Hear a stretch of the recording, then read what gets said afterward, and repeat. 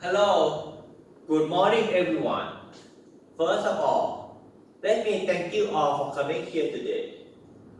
I'm aware that you are busy this week, so I appreciate you taking the time to be here.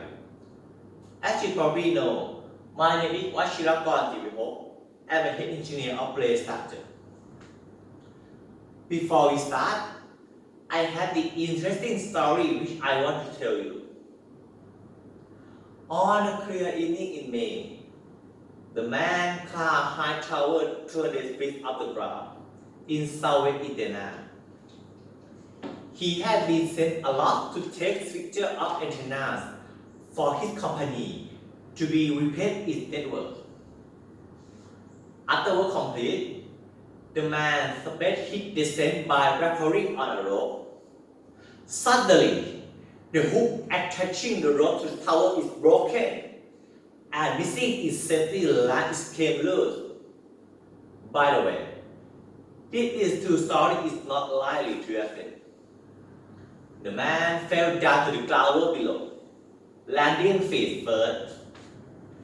The impact shattered his legs and burst his aorta. You know what happened to him? No? And you? No? He bled to death in minutes. I'm not making this up. I read this in the newspaper. This is the real story of J. Guilford. Well, do you know what this job is? I know. You?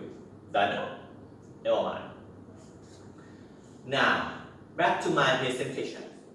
The topic today is a tower climbing, the most dangerous job. My talk is particularly related to those of you who work as a tower climbing. I have divided my presentation into 3 parts. I will start by telling you why this job is dangerous. Then, I will talk about what they do on tower. Finally, I will discuss how to work with safety. My talk will take about 10 minutes. Please feel free to interrupt me at any time with questions. So, let's start with the first part about the dangers of tower climbing job. There are certain things that make this job is extremely dangerous. One thing is the number of miles they are traveled to job site. Often then being required to immediately climb tower without enough sleep or rest after traveling. Lack of proper rest result in slow response and increased mistake that can cause injury or even death. Another thing is so heavy load of safety equipment. Workers are actually encouraged to do their job as quickly as possible. That leads to the worker climbing those towers without carrying other equipment except rope with handle. That's not only covers why this job is so dangerous. Now, let's look at the next slide. You will see the bar chart that shows the statistic or the number of dead people in workplace. Calculated every 2 years from 2000 to 2010. Overall, it is immediately that soldier drop, while both firefighter and tower climbing increased over this period. To begin with the first point, soldiers started at 180 people died in 2000.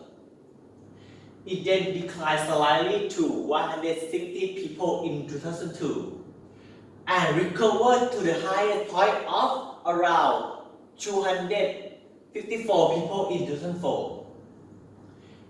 It then fell dramatically to 70 people in 2006 and consistent over the 4 years until finishing at 65 people in 2010.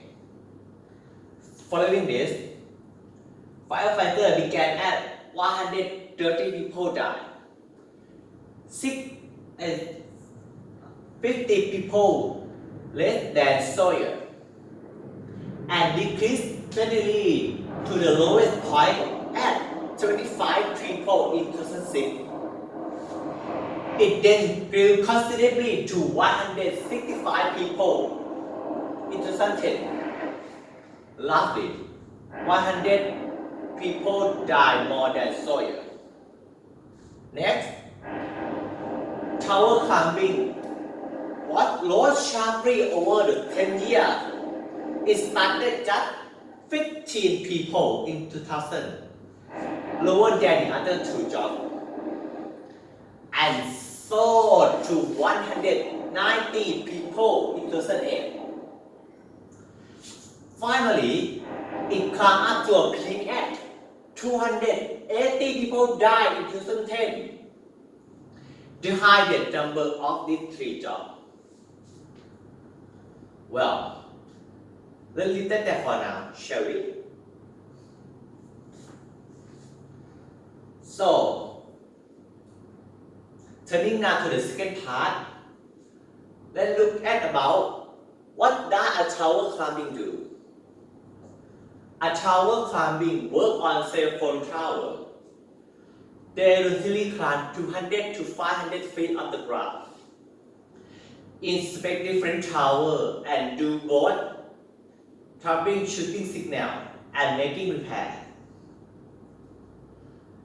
They often travel long distance and work long hours in 7 days a week to keep those cell phones in good signal and supply service to the majority of their users. That is enough about what they do.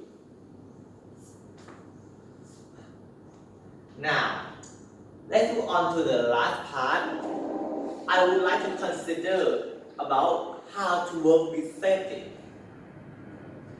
First of all, the medical examination is necessary for everyone in the tower climbing, and they should know how to handle medical emergency and also a CPR.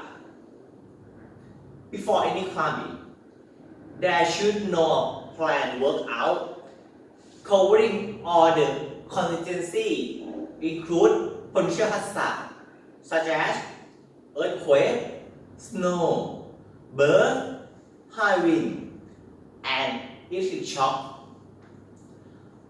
Also contain on necessary procedure about climbing, insurance, and regarding medical emergency too.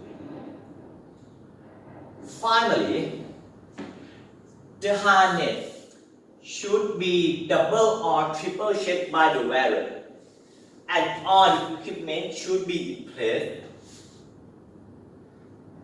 That's all I want to say about safety work. Well, that's the end of my presentation. Thank you for attention.